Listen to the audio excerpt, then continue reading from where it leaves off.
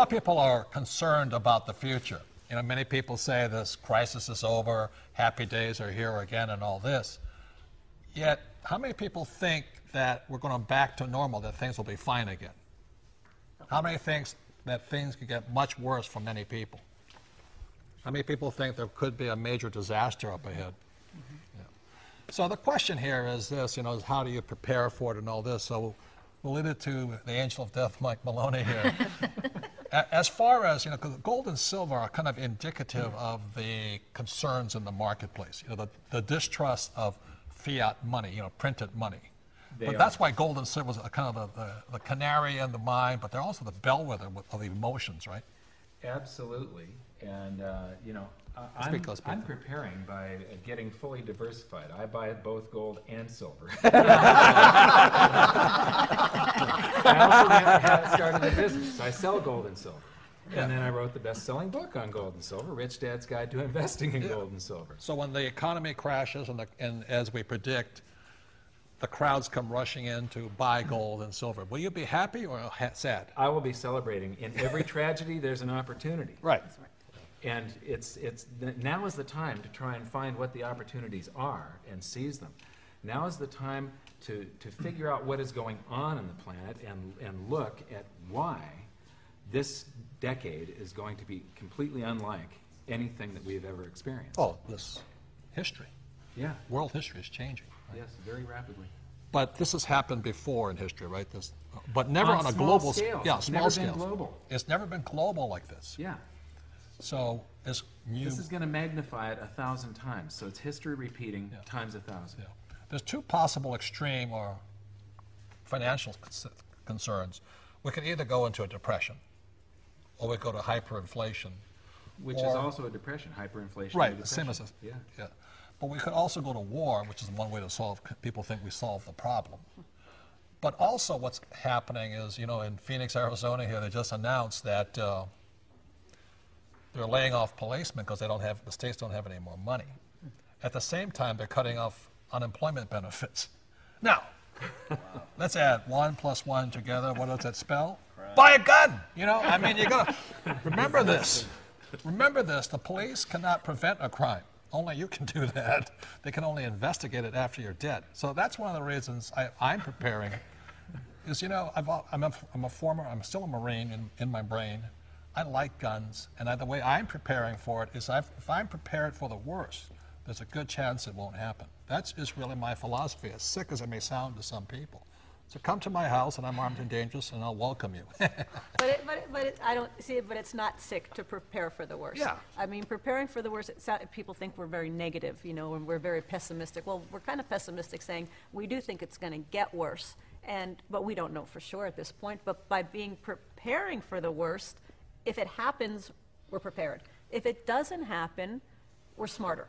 Exactly. Right? What's the downside? I mean, for me, I don't have the gun, so I have to come to Robert for the guns. I have the food storage, you know, and I look at, from a food storage standpoint, I look at, well, you know, what happens if things don't go bad? Well, I still have the food storage. I'm still prepared, and I don't have to worry, can I feed my family in case, you know, business goes under or some other natural disaster and I can't go to the grocery store and get food. I have both guns and food. I'm going to your house. Yeah, the difference is that Robert enjoys the moment.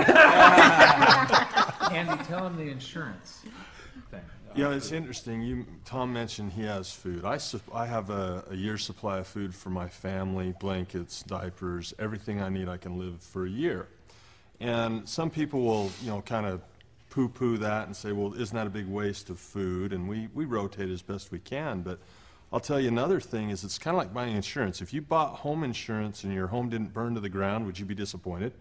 Well, I'm not going to buy insurance because I'll never use it. Well, no, it's like insurance. We hope we never have to use it.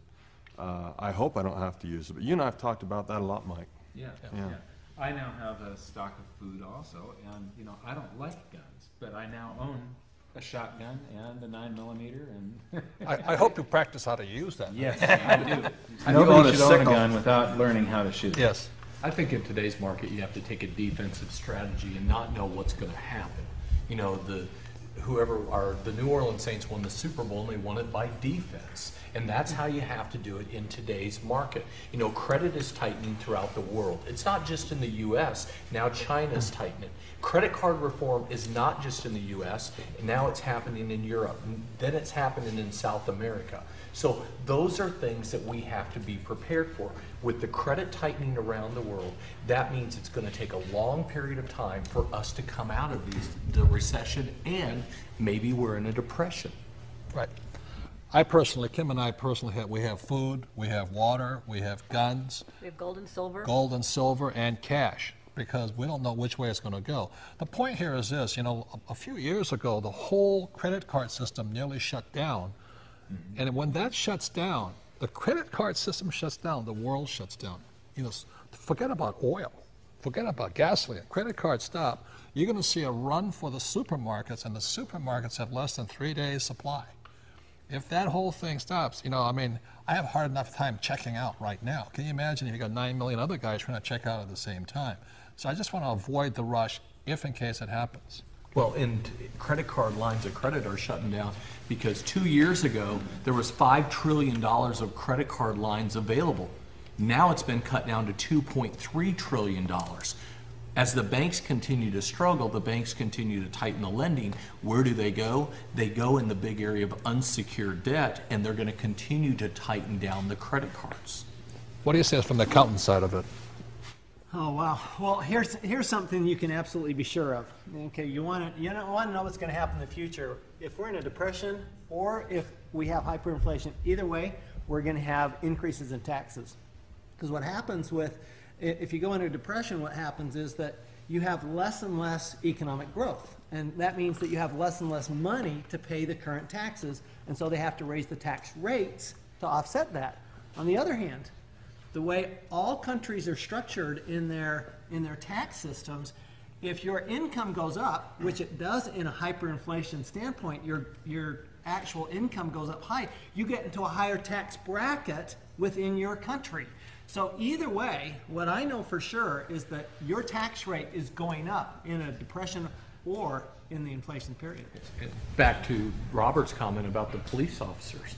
I mean, they're laying off police officers because they don't have enough money. Hence, they got to raise taxes to offset those and they are raising incomes. taxes now. They've just put a new food tax at the grocery stores. You're now going to get taxed on food because they want to keep a few more police officers working. But you know So what that is pays for happening. those, the police and fire is real estate tax. Right, and real estate taxes will have to go up on homeowners. Right. So much for your house being an asset. When the bank owns real estate, they don't pay the tax. Is that right? That's right. That's right. That's right.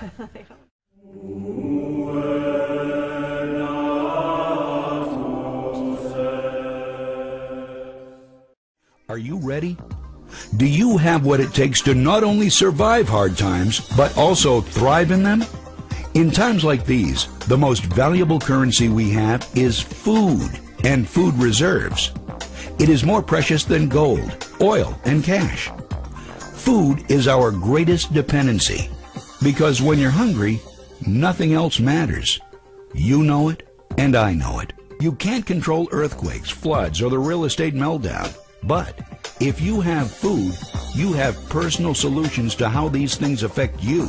Register right here, right now, and order your 6 free meals so you can truly discover what the currency of the future and your freedom taste like.